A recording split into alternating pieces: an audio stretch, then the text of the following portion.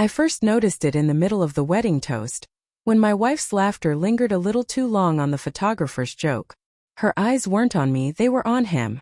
I froze in my seat, the champagne glass shaking in my hand, feeling my chest tighten in a way I hadn't felt since the night I found the email she swore was work.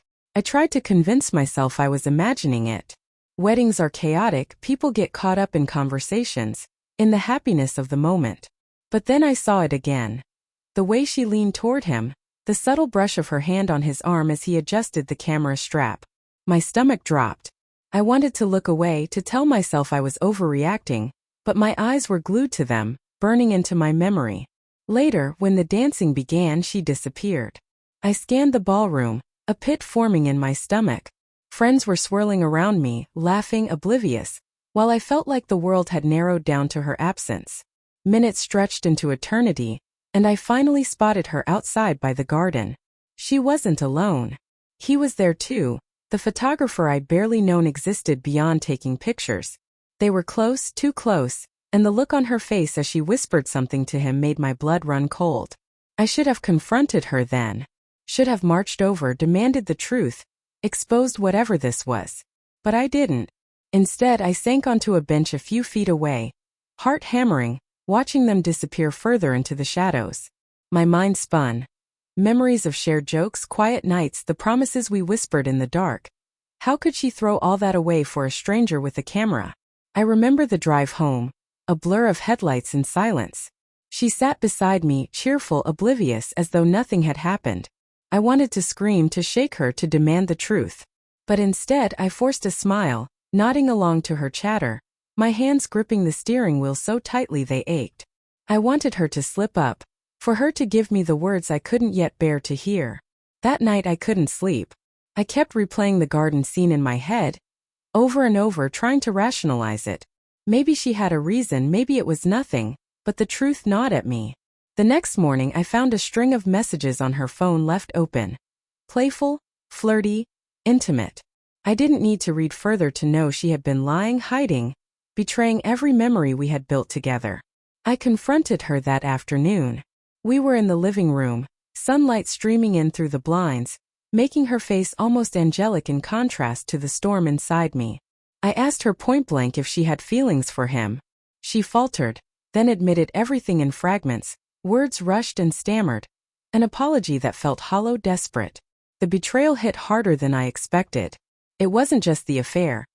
It was the fact that I hadn't even realized it sooner, that the person I trusted most could look at someone else and pretend nothing existed between us.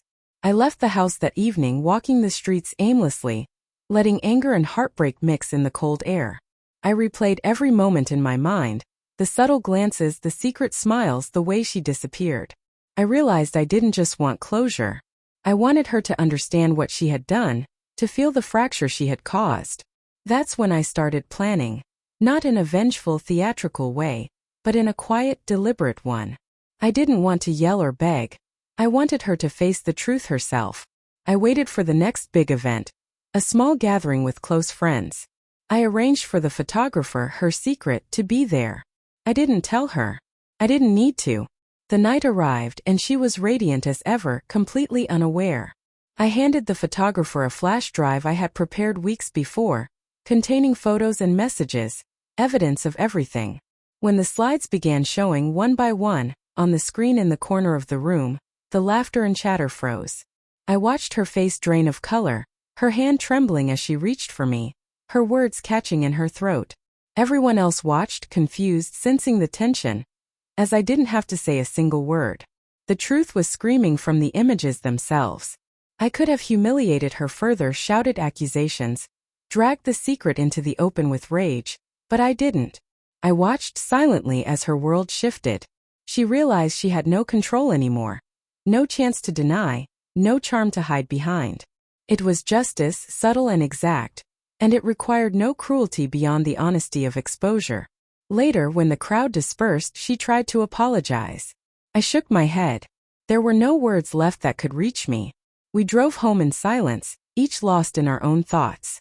I felt lighter, as though letting her carry the shame herself had lifted a weight from my chest. I didn't hate her, I just couldn't be the man who forgave something so fundamental.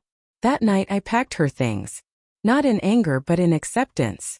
Each item I placed in the box reminded me of moments we would never get back.